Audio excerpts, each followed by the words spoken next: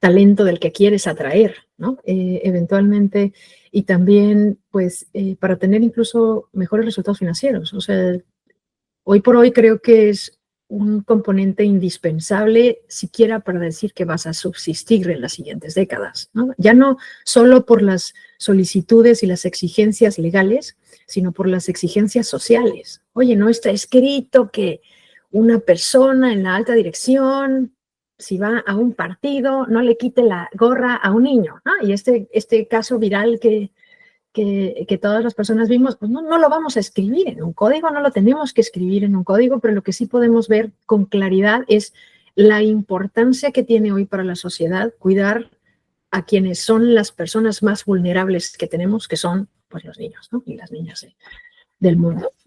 Entonces pues es sin duda una ventaja competitiva y creo que va a ser más visible, ¿no? En este camino. Hablar de implementar programas de compliance de papel es una cosa, transformar cultura en las empresas es otra historia.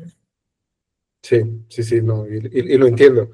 Y me gustaría preguntarte sobre el estado actual que tú observas en tus clientes, obviamente sin mencionar nombres, pero ¿cómo ves al mundo corporativo? ¿Está buscando integrar una cultura de integridad y de ética dentro de sus organizaciones? ¿O todavía seguimos en ese punto donde les cuesta mucho invertir y dedicarle fondos, presupuesto a programas relacionados a la ética, al cumplimiento, a la sostenibilidad? ¿Cuál es tu visión? Mira, primero de que existen personas y existen compañías que de verdad quieren hacer las cosas bien y que a veces la tienen más complicada, es claro que existen, si no, Comply Latam, Comply Academy no existirían. Sí, porque en el primer acercamiento, sobre todo digamos, en ciertos proyectos de consultoría, lo que necesitamos es al menos una persona que esté convencida y quiera cambiarlo. Cuando en la primera conversación una persona dice, mira, lo tengo que poner porque lo tengo que poner, pero en realidad no lo quiero cumplir, ahí se acaba la conversación. O sea, yo les digo, básicamente no te preocupes que realmente el tema de papel, código de ética de cualquier compañía transnacional o cualquier inteligencia artificial te puede hacer uno muy bonito que puedes pegar ahí, pero no va a servir nada, no se me va a servir de nada. Se me hace como vender algo que nos sirviera, ¿sabes? O sea, no tiene sentido que entremos por ahí. Y porque la conciencia clara de que lo que ha llevado a esta compañía a permanecer, pues ya más de 7 años, ya vamos para 8 años, ahora en febrero del 2026 vamos a cumplir 8 años, es justo la reputación. Cuando yo salgo del mundo corporativo, lo único que tenía en realidad era reputación. Y esa conciencia clara de lo que existe y lo que vale, poner tu nombre ahí. Ha habido compañías que me han dicho, oye, lo único que necesito es decir que te contraté. Imagínate, porque va a venir una auditoría, porque me van a revisar y tal. No, señor, yo no me puedo parar enfrente de un auditor a decir que he revisado algo que yo no revisé, a decir que usted tiene algo que yo no sé si tiene. La expectativa de una revisión es que vean si usted tiene o no tiene determinados estándares. Por el contrario, vienen compañías, por ejemplo, de inversionistas para decirme, Imelda, quiero que veas esta compañía y me digas si efectivamente es serio el esfuerzo o no.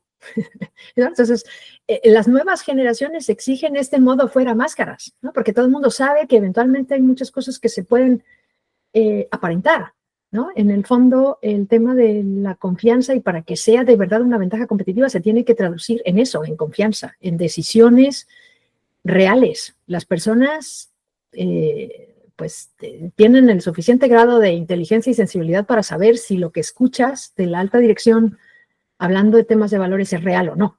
Y lo necesitas vivir en tu día a día, en la interacción que tienes con las demás personas, ¿no? No solo en el papel. Entonces, yo sí veo una tendencia clara de personas que tienen esta necesidad. También veo otro tipo de tendencias de personas que están entrando al tema sin entender muy bien cómo implementarlo o viéndolo de una manera negativa. Pero creo que esto va a llegar a todas las organizaciones en algún momento, ¿no? Yo tenía un jefe que decía, esto es como un río, solamente tiene una dirección, va a tomar más fuerza, pero nunca va a volver. O sea, no es un péndulo, ¿no? Esto es realmente una tendencia porque responde a una necesidad social y humana muy importante, ¿no?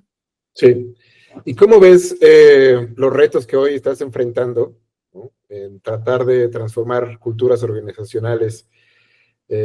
Cuando tenemos factores tan nuevos, la inteligencia artificial, las personas volcadas completamente a redes sociales, jóvenes que pues, les interesa de repente un poco temas de cumplimiento, ¿cómo ves esos retos que pues, hoy tienes que enfrentar, que son nuevos, que son emergentes y que pues, al final del día tienes que ayudar a que las empresas encuentren una solución? Pues mira, en realidad yo lo veo tal vez desde otro lado. Yo creo que en el fondo las nuevas generaciones, o sea, mira, hay ciertas sesiones que hacemos con las compañías independientemente de la industria o del tamaño, y pueden ser personas que son sumamente jóvenes. No ha habido una en la que te diga la gente no sale como motivada en intentar ser mejor, pero también en entender mejor por qué existe esto, ¿no? Que ahí es en donde creo que ha habido una falla importante. Tiene una connotación negativa el término compliance porque en muchas compañías están reaccionando a una auditoría, porque tiene que ver con un documento, porque tiene que ver con una política, un procedimiento que nadie entiende, y la forma en la que se ha implementado también es pesada. En el fondo, lo que las personas quisieran hacer, digamos que si en una compañía tuvieras una campana, ¿no? Es decir, tienes personas que casi que no implementaras, casi si no implementaras ninguna política, ningún procedimiento, nada, es más que no tuvieras código de ética, pero que son personas que fueron formadas con valores muy sólidos, tal, van a estar muy enfocadas a apoyar a todo el programa de compliance. Por el otro lado, tienes personas que no quieren que la compañía implemente un programa de compliance porque tal vez están haciendo algunas pues, prácticas que podrían tener un beneficio personal, pero que no pues, serían adecuadas, ¿no? Sí. Pero en medio tienes a la gran mayoría de las personas que quieren ir y trabajar y lograr sus resultados haciéndolo de la forma correcta, idealmente, ¿no? Ir a dormir con una almohada, digo la almohada de Sócrates, que es la conciencia tranquila, y poder decirle a su familia, me siento orgulloso de trabajar en una compañía como la que trabajo, ¿no? Sí. ¿Cómo equipar a esas personas es el desafío de forma práctica, con conversaciones reales, con dilemas concretos, pero también con el apoyo, ¿no? Para decir, voy a estar contigo cuando eventualmente se enfrenten algunos problemas o dilemas éticos en la operación. O sea, voy a hacer, ¿no? En el lado de compliance, voy a hacer que tú logres los resultados, pero con legalidad y con ética. Y eso yo creo que ayuda mucho a las personas y a las nuevas generaciones, en especial a las personas más jóvenes, pues son quienes nos están enseñando nuevamente, ¿no? Yo siempre digo que nunca antes había tenido tanta culpa por tomar un popote, ¿no? Lo llamamos en México, en algunos otros países le llaman pajilla o, ¿no? Para sorber pues el agua. Nunca había tenido tanta culpa de tomar un popote como los últimos años. Y quienes te ven más feo son justo los niños, ¿no? Nos están enseñando nuevamente a valorar lo que hay alrededor y el tema del respeto a la dignidad humana y todas estas cosas, ¿no? Es decir, ya no están dispuestos a aceptar que pues, los maltraten, ¿no? que tal vez muchos años atrás era algo mucho más común. O sea, tienes la piel dura, ni modo, hay que aguantar, ¿no? Y era así un poco la filosofía. Hoy, ¿por qué tengo que aguantar algo que me hace sentir mal? ¿No? ¿Por qué tengo que ir a trabajar en un ambiente en donde no respetan a las personas, ¿no? Claro. Y eso está cuestionando a las personas pues, de generaciones anteriores. Por eso yo creo que yo lo veo más como una oportunidad que como un desafío negativo, pero Claro, pues, ha sido sí, mi sí. experiencia. Y ahorita que ya estamos tocando el tema del futuro, ¿no? De las generaciones que hoy están ya, pues, integradas en la fuerza laboral, cada vez, pues, obviamente están ocupando más posiciones, van a ir creciendo. ¿Cómo ves el 2030? ¿Cuál es tu visión a 5 años? O sea, los últimos 5 años nos han enseñado de que podemos escribir y pensar que toda la vida va a ser color de rosa y alguien va a llegar y te va a decir, cállate, cállate, nada que ver, va a haber una pandemia, va a haber esto, va a haber crisis climática, va a haber polarización, guerras. ¿Cómo ves tú los siguientes 5 años? ¿Cómo ves el mundo, específicamente, obviamente, relacionado a temas de ética, cumplimiento en el área donde tú estás? ¿Dónde vamos a estar en el 2030? ¿Cuál sería tu bolita mágica? ¿Cómo nos mostrarías ese futuro? Mira, yo creo que va a haber muchos países en donde no se va a poder vender a gobierno si no se tiene un programa de compliance efectivo. Va a haber compañías que van a desaparecer. En Latinoamérica hace un par de décadas decían, nunca vamos a ver a un presidente en la cárcel, me decían, ¿no? Eso nunca va a pasar aquí. O sea, en los últimos años hemos visto casos interesantes en donde por primera vez hay investigaciones. No creo que sea el caso de que por primera vez se dan pues prácticas corruptas en algún gobierno en el mundo. No, lo que pasa es que hoy por hoy, o en las últimas 2 décadas principalmente, hemos visto cómo la sociedad exige que se tomen acciones más contundentes, porque en el fondo lo que impacta pues es en acceso a la salud, en el tema de situaciones extremas de pobreza, de desigualdad, etcétera. O sea, hay cierto impacto claro. Y creo que sí, que va a ser un requisito para participar en licitaciones. Creo que va a ser, de hecho ya lo es en algunos casos, va a ser también un requisito para jugar en las grandes ligas, para contratar con compañías multinacionales. Va a ser también un requisito. Hay una página que se llama Good Job First en inglés, en donde y lo interesante es cómo se llama, porque si tú entras a la página vas a poder encontrar y poner el nombre de una compañía, cuántas multas ha pagado, cuántos casos ha tenido esa compañía, etcétera. Lo interesante es ver cómo le llaman. Entonces, también va a ser en algún momento un requisito para las personas cuando nosotros le digamos a nuestros hijos, a nuestros nietos, a nuestros sobrinos, oye, antes de entrar a trabajar, asómate a ver si hay algo relacionado con un tema de compliance para al menos saber que el tema importa. Entonces, creo que estas son de las cosas que veo que van a pasar y también siempre digo que en el mundo de la integridad corporativa hay que aprender de la medicina moderna, ¿no? Y hay que implementarlo con las 4 Ps, ¿no? Tiene que ser más predictivo, justo, tener estos lentes al futuro, más preventivo, ¿no? El mejor problema que podemos llegar a tener es que nunca nos pase, más personalizado, o sea, respondiendo a las necesidades específicas de una organización, ¿no? De su naturaleza, su cultura, su, digamos, su modelo de negocio, a su plan, etcétera. Y también más participativo, ¿no? Justo aumentar los foros en donde podamos intercambiar ideas, lo que haces tú ahora, ¿no? De poner a las personas que están intentando colaborar en un tema como los Objetivos de Desarrollo Sustentable de la ONU en el futuro, pues ponerlas juntas y las personas que te van a escuchar van a aprender también de otras personas y esto lo hace más participativo. Eso es lo que yo creo que va a pasar. También Sí. vamos a ver más personas en la cárcel y más escándalos reputacionales y más escándalos en redes y esto porque hay una conciencia global que lo exige también. Sí, definitivamente. Hoy los jóvenes están mucho más demandantes de una cultura ética, de comportamientos éticos de las empresas, ¿no? Ya se ponen a pensar si realmente se van a comprar esta chaqueta o no, dependiendo de dónde viene y por qué, y qué está detrás, ¿no? Entonces, eso es algo que es muy promisorio para el 2030 y para las futuras generaciones. Mira, ya estamos llegando al cierre de esta charla que estamos teniendo, Imelda. Me gustaría preguntarte sobre tu compromiso, ¿ok? Tu compromiso personal para que el 2030 sea algo positivo, que tengamos un futuro bueno y donde tú en 5 años puedas decir, yo hice mi mejor esfuerzo, me comprometí y es por esto que hoy podemos tener esto.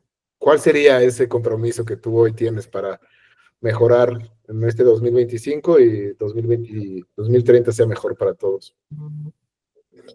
Pues mira, mi compromiso es sembrar semillas de conciencia, compartir conocimientos, todo lo que he aprendido en pues ya más de 20 años y poderlo transmitir aquí en a personas y a empresas que quieren hacer mejor las cosas, que quieren trascender positivamente en el mundo y que quieren de alguna forma dejar un legado que vale la pena.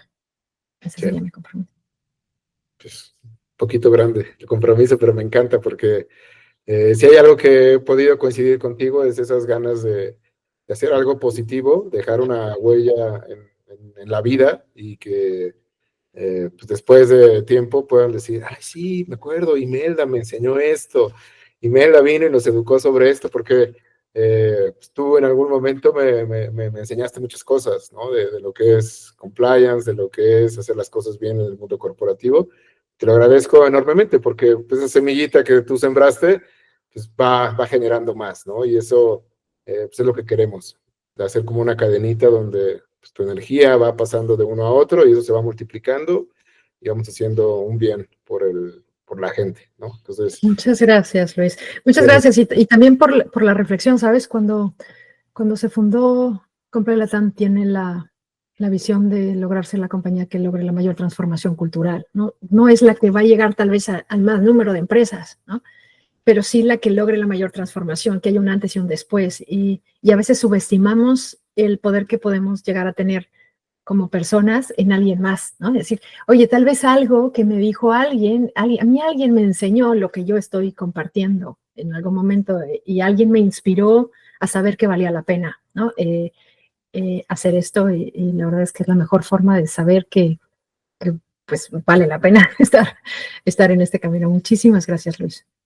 no, y Miela, te lo digo una vez más, o sea, ha sido un gusto poder compartir nuestra vida profesional, nuestra vida personal, o sea, que nos conocimos hace tanto tiempo y seguimos todavía charlando, conversando y estoy compartiendo lo que tú estás haciendo, que pues, a mucha gente le va a inspirar y le va a dar esa esperanza, ¿no? De vamos por esto, vamos a dedicarnos a compliance, vamos a dedicarnos a ética, a sostenibilidad, porque es algo muy valioso, que cuando lo ves en los ojos de alguien que te agradece de, oye, me ayudaste a salir de este problema, me ayudaste a ver una solución ética que pagó mejor, ¿no? Como lo decíamos al principio, ¿no? Esa inversión que de repente se tiene que tener en hacer las cosas bien, eso yo creo que es lo que más te puede dejar satisfacción, ¿no? Y tú estás en ese camino, así que pues qué bueno que hoy pudimos compartir.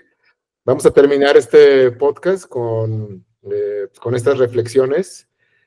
Para mí es un gusto siempre platicar contigo, Imelda, y espero que pronto, que estés por acá en México, podamos tener una sesión en persona para que pues, podamos platicar y convivir un poquito más. Por hoy vamos a terminar esta charla. Te agradezco otra vez el tiempo y pues, a todos los que nos están viendo, muchas gracias y escúchenos más adelante en nuevas sesiones de este podcast de Visiones 2030. Muchas gracias y hasta luego.